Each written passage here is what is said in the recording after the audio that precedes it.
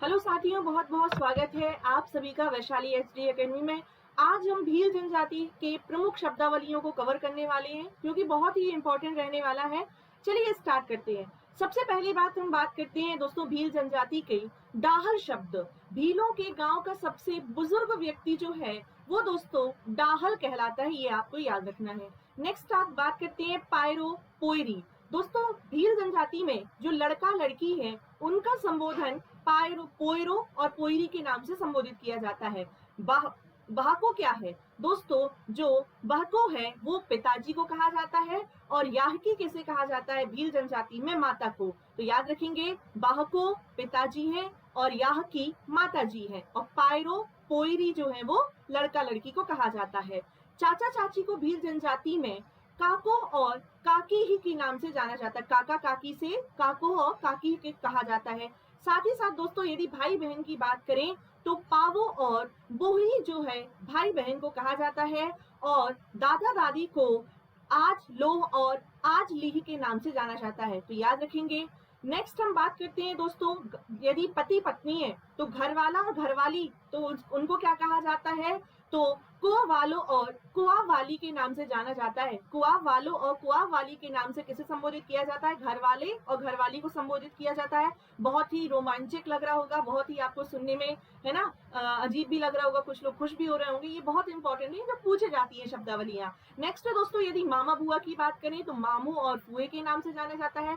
साला साली को हालो और हाली के नाम से जाना जाता है, और दामाद और बहू को जोवा और बोवली के नाम से संबोधित किया जाता है।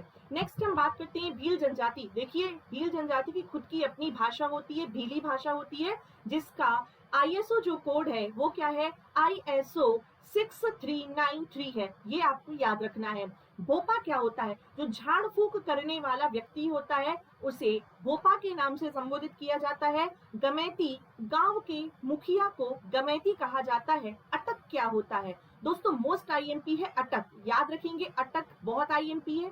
गोत्र को कहा जाता है अटक, किसे? गोत्र को अटक कहा जाता है।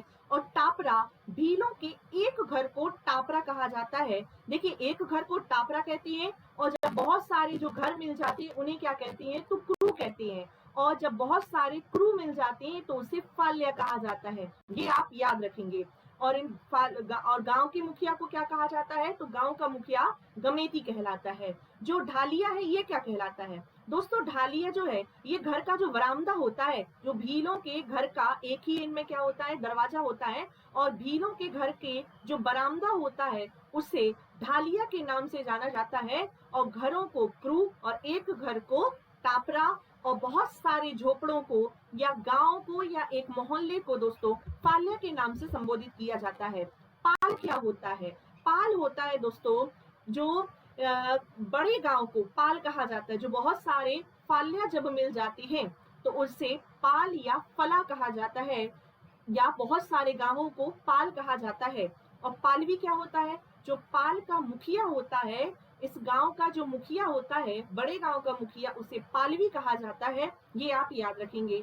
साथ ही साथ दोस्तों है ना, जो कि एक ही वंशज के भील गांव का मुखिया तदवी कहलाता है।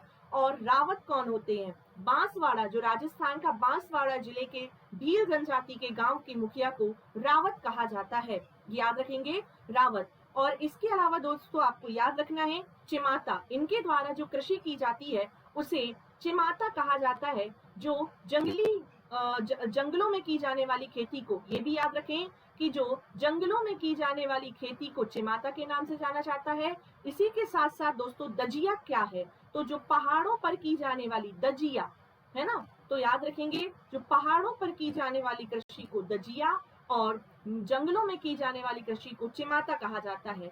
एक और भील का एक शब्द आप याद रखेंगे जिसका नाम है उंदरी भील। ये उंदरी भील कौन होते हैं? ऐसे भील जो राज तिलक करते हैं उन्हें क्या कहा जाता है? उंदरी भील के नाम से संबोधित किया जाता है। तो ये रहे दोस्तों भील जनजाति की प्रमुख शब्दावलियां, ये आप याद रखें। इसके अलावा दोस्तों यदि हम बात करें तो एक और आपको याद रखना है कि इनका प्रिय वृक्ष कौन सा होता है? महुआ, और महुए को ये लोग मावड़ी कहते हैं। महुए को ये लोग मावड़ी कहते हैं। इसी के साथ मिलते हैं नेक्स्ट जनजाति के साथ। धन्यवाद। जय हिंद, जय भारती। धन्यवाद।